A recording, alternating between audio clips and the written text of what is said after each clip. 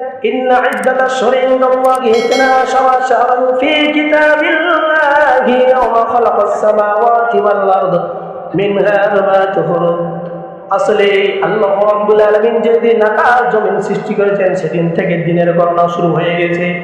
যেদিন থেকে আকাশ জমিন সব কিছু সৃষ্টি করেছেন সেদিন থেকে মাসের দিনের গণনা আল্লাহ রাব্বুল আলামিনের দরবারে শুরু হয়ে গেছে। এর মধ্যে 4টি সম্মানিত মাস আছে, 4টে সম্মানিত মাস।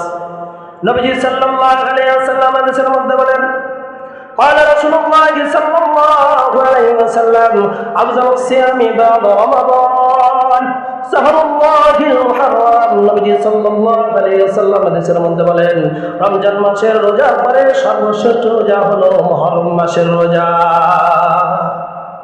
রমজান মাসের রোজার পরে সর্বশ্রেষ্ঠ রোজা হলো মুহররম মাসের রোজা। আজকে মুহররম মাসের কয় তারিখ জানেন?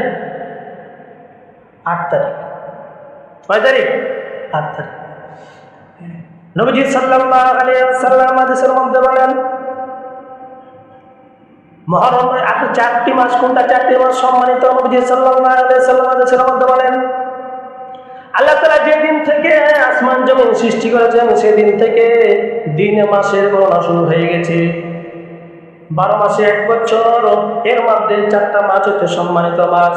1 নম্বর জিলকদ মাস, 2 নম্বর জিলহজ মাস, 3 নম্বর হচ্ছে মুহররম মাস, 4 নম্বর মাস হচ্ছে রজব মাস।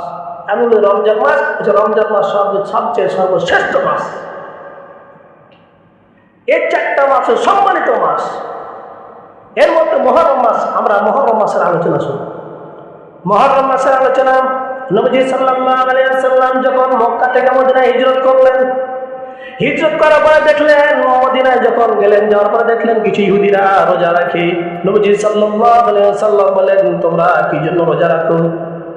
তখন বললেন যে আমরা এই দিনে আমাদের বনী ইসরাঈলের মুসা আলাইহিস সালামকে এই দিনে কিন্তু শত্রুর পক্ষ থেকে শত্রুর হামলা থেকে আল্লাহ রাব্বুল আলামিন বাঁচায় দিয়েছে।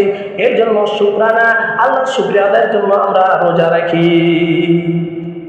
ইহুদিরা শুকরানা রোজা রাখে করতে জন্য যে মুসা আলাইহিস সালামকে যখন ফিরাউন তার দাওয়াত করলো যে বনী ইসরাঈলের যখন মানুষরা যারা মুক্তি পেয়ে গেল আর ফিরাউন যখন নীল নদে ডুবে মরে গেল, তখন ওই যে শত্রুর হাত থেকে মুক্তি পেয়েছে, রেহাই পেয়েছে, নাজাত পেয়েছে, এই জন্য আল্লাহর দরবারে শুকরিয়া আদায়ে রোজা রাখে। নবীজি সাল্লাল্লাহু আলাইহি সাল্লাম বলেন, তারা আমরা তো আমার মুসা তো আমার ভাই, নবী আমার ভাই, আমরা আরো বেশি হকদার। নবীজি বললেন আমরা রোজা রাখবো। নবীজি সাল্লাল্লাহু আলাইহি সাল্লাম ঘোষণা করে দিলেন তোমরা রোজা রাখবা। এখন নবীজি সাল্লাল্লাহু আলাইহি সাল্লাম হাদিসের মধ্যে আরেক হাদিসের মধ্যে বলেন, عن أبي هريرة رضي الله تعالى عنه قال قال رسول الله صلى الله عليه وسلم أفضل الصيام بعد رمضان شهر الله المحرم وأفضل الصلاة بعد الفريضة صلاة الليل। নবীজি সাল্লাল্লাহু আলাইহি সাল্লাম বলেন, নবীজি সাল্লাল্লাহু আলাইহি সাল্লাম বলেন, রমজান মাসের পরে সর্বোত্তম রোজা হচ্ছে আল্লাহ তাআলার মাস মুহররম মাসের রোজা সর্বোত্তম। রমজান মাসের রোজার পরে সর্বোত্তম রোজা হচ্ছে আল্লাহ রাব্বুল আলামিনের দরবারে মুহররম মাসের রোজা। মুহররম মাসের জন্য আমরা রোজা রাখবো। এরপরে ফরজ নামাজের পরে সর্বোত্তম নামাজ হলো রাতের তাহাজ্জুদের নামাজ। এরপরে নবীজি সাল্লাল্লাহু আলাইহি সাল্লাম তিনি বলতেছেন যে তিনি কিছু আমল করতেন যে আমলগুলো কখনো ছাড়তেন না। 4টা আমল এমন ছিল যে নবীজি কখনো ছাড়তেন না। নাম্বার 1 হলো عن حفصة رضي الله تعالى عنها قالت 4 لم يكن يدعهن النبي صلى الله عليه وسلم صيام عاشوراء والعشر وثلاثة أيام من كل شهر وركعتين قبل الغداء। নবীজি সাল্লাল্লাহু আলাইহি ওয়াসাল্লামের স্ত্রী হাফসা রাদিয়াল্লাহু তাআলা আনহা বলেন, নবীজি সাল্লাল্লাহু আলাইহি ওয়াসাল্লাম 4টা আমল কখনো ছাড়তেন না। নাম্বার 1 হলো আশুরা রোজা, 10 মুহররম রোজা কখনো ছাড়তেন না। নাম্বার 2 হলো জিলহজ মাসের প্রথম 10 দিনের রোজা কখনো ছাড়তেন না। নাম্বার 3 হলো প্রত্যেক মাসে 3টা আইয়ামে বীজের রোজা আছে কখনো ছাড়তেন না। নাম্বার 4 হলো ফজরের 2 রাকাত সুন্নাত কখনো নবীজি ছাড়তেন না। কিন্তু আমরা কি করি? ফজরের সময় ঘুমাই, জামাত ফেল করি। হ্যাঁ, এখন বলে যে আমরা রোজা কিভাবে রাখবো? আর কয়টা রোজা রাখবো?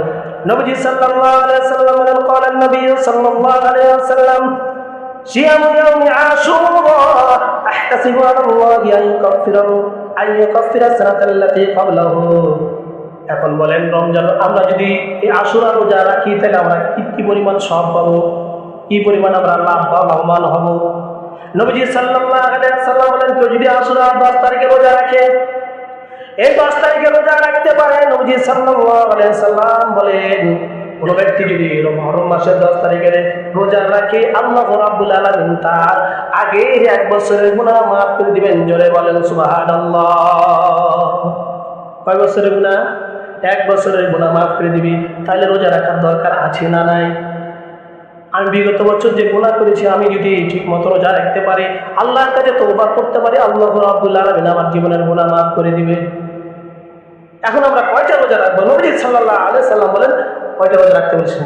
ক্বালা রাসূলুল্লাহ সাল্লাল্লাহু আলাইহি ওয়াসাল্লাম সুমু ইয়াউম আশুরা ওয়া খালিফু ফীহি আল-ইয়াহুদা ওয়া সুমু ক্বাবলাহু ইয়াওমান ওয়া বা'দাহু ইয়াওমান। নবী সাল্লাল্লাহু আলাইহি ওয়াসাল্লাম বলেন, তোমরা আশুরার দিন রোজা রাখিও এবং উহার দ্বারা ইহুদীদের বিরোধিতা করিও। আশুরার দিন রোজা রাখিও এবং রোজা রাখার দ্বারা ইহুদীদের বিরোধিতা করিও। তারাই মাত্র একটি রোজা রাখে। ইহুদীরা কয়টা রোজা রাখে? একটা। তোমরা 2টা রোজা রাখবে। কয়টা? 2টা রোজা রাখবে। আশুরার আগের দিন অথবা আশুরার পরের দিন, অর্থাৎ 8, 9 অথবা 10, 11, 9, 10 অথবা 10, 11 এই 2টা রোজা। তবে সর্বোত্তম আমল হলো, সর্বোত্তম দিন হলো 9, 10। সবচেয়ে উত্তম ভালো হলো রোজা রাখা 9, 10। তাহলে আজকে যদি 8 তারিখ হয় আশুরা মুহররম মাসে, তাহলে আজকে দিন যে রাতে, আজকের দিন যে শুক্রবার না, আজকে 8 তারিখ, আজকে দিন যে রাত্রে রোজা ধরবে, শনিবারের দিন 9 তারিখ একটা রোজা হয়ে যাবে। আর শনিবারের দিন যে রাতে একটা ধরবেন, 10 তারিখ ধরে রাখবেন, রবিবারের দিন 2টা রোজা হয়ে যাবে। আপনারা যদিও রাখতে না পারেন, বাড়তে যে বলে দিবেন, রোজা যদি আশুরা যারা রাখতে চান মুহররম মাস রোজা, কয়টা রাখতে হবে? বা জোরে বলুন, কয়টা রাখতে হবে? 2টা রাখতে হবে। কখন থেকে? আজকে রাত থেকে। আজকে রাত থেকে ধরলে এটা সবচেয়ে ভালো। মানে 9, 10 এটা সবচেয়ে ভালো। 10 রাখতে পারলে সমস্যা নাই, কিন্তু এটা সবচেয়ে ভালো। এই জন্য বলে দিবেন আজকে রাত থেকে রোজা।